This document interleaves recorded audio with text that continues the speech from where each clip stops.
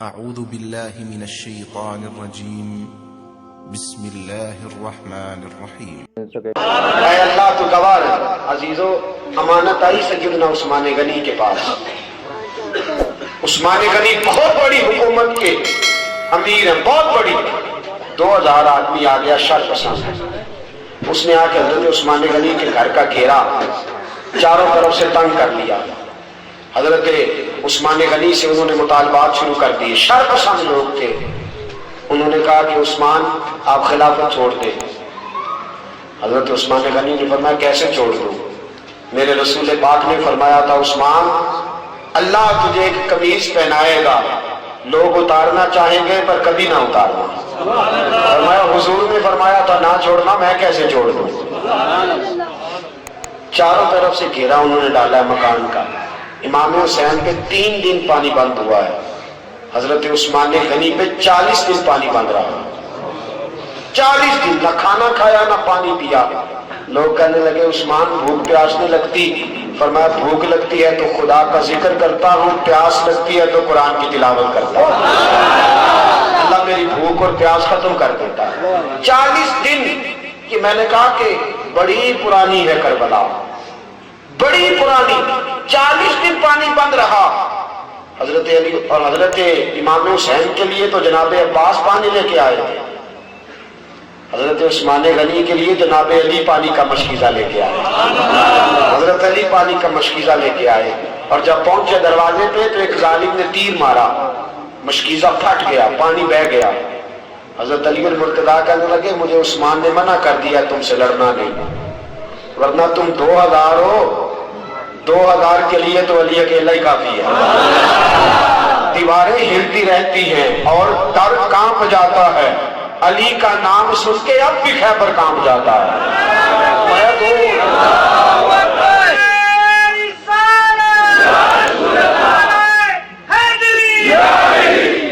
میرے عزیزو سنو، بات بڑی آگے بڑھ گئی۔ حضرت عثمان غنی کے پاس جناب علی پہنچے، دیگر صحابہ پہنچے، کہنے لگے اے عثمان آپ نے بڑی خدمت کی، 12 سال دین کی، بڑا کام کیا، 3 باتیں ہیں، آپ اس طرح کریں ہمیں اجازت دیں ہم ان 2000 آدمی کو بھگا دیتے ہیں۔ حضرت عثمان غنی کہنے لگے میری وجہ سے نبی پاک کے مدینے میں خون بہہ جائے، رسول پاک کے شہر کی گلیاں میری وجہ سے سرخ ہو جائیں؟ عثمان کا گلا کٹتا ہے تو کٹنے دو، لیکن رسول کریم علیہ السلام کے شہر میں میں خون اور دنگا فساد برداشت نہیں کرتا۔ کہا پھر آپ اس طرح کریں کہ کچھ دنوں کے لیے حکومت چھوڑ دیں۔ آپ نے فرمایا حضور نے فرمایا تھا قمیض نہ اتارنا، کبھی نہیں اتاروں گا۔ صحابہ نے تیسری پیشکش کی، کہا کچھ دنوں کے لیے مدینہ چھوڑ دیں، کچھ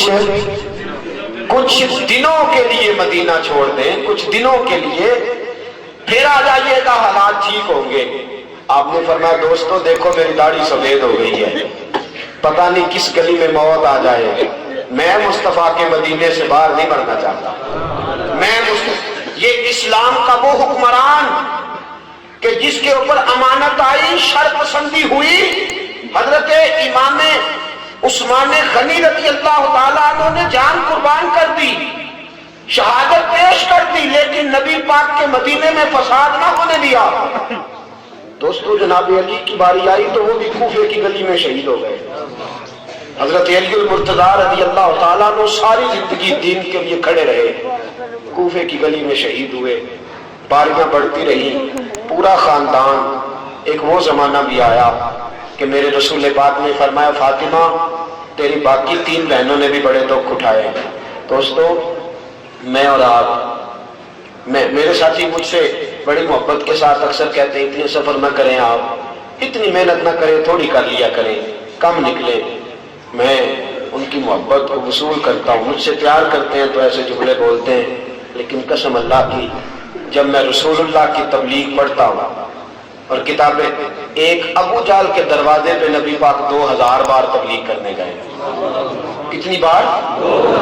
اور حضور کو پتا تھا کلمہ نہیں پڑے گا، 2000 بار دروازے میں دستک دی۔ اور دوستو بڑے دکھ اٹھائے حضور نے، بڑی تکلیفیں اٹھائیں۔ جو چیز مفت ملتی ہے اس کی قدر نہیں ہوتی. مفت ملتی ہے نا جو چیز، اس کی قدر نہیں. مجھے اور آپ کو مفت مل گیا یہ دین. کبھی بلال کی قبر پہ کھڑے ہو کے پوچھو دین کتنا مہنگا ہے. کبھی کھڑے ہو کے پوچھو سیدہ فاطمہ سے کہ دین کتنا مہنگا ہے. کبھی پوچھو امام حسین سے کہ کتنا کٹھن ہے یہ دین.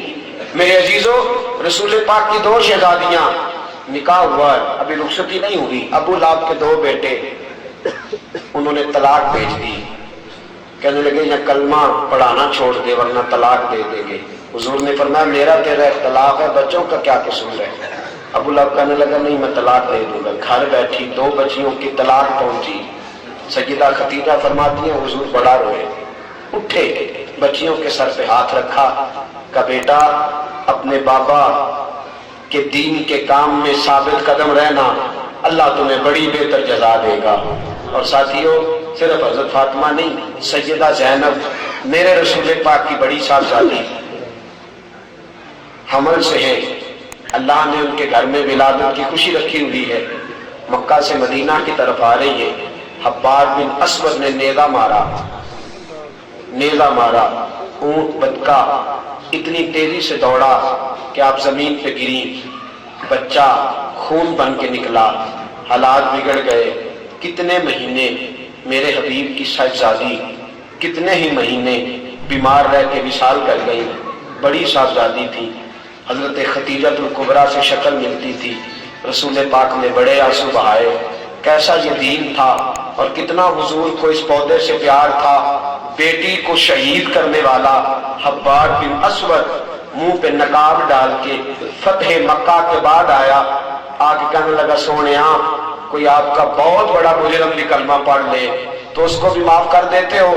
رسول پاک نے فرمایا چہرے سے نقاب ہٹا، بیٹیوں کے قاتل کبھی بھولا نہیں کرتے. تو چہرے سے نقاب ہٹا، اولاد کے قاتل کبھی بھولا نہیں کرتے.